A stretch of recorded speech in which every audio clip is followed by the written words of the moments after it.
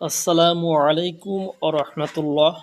সম্মানিত প্রিয় ভাই ও বোনেরা, আপনারা যারা হোমিওপ্যাথি চিকিৎসা ভালোবাসেন, হোমিওপ্যাথি চিকিৎসা সম্পর্কে জানতে চান, জানার আগ্রহ আছে, তাদের জন্য আজকের আলোচনা একটা রোগী লিপিতে কি কি বিষয় থাকা প্রয়োজন, কি কি বিষয় থাকা দরকার, আমরা সে সম্পর্কে জানব।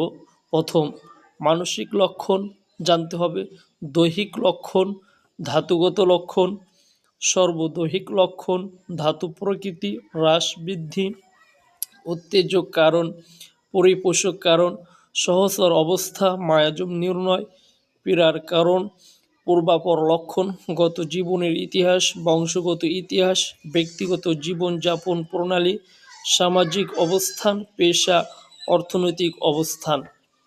সকলকে ধন্যবাদ।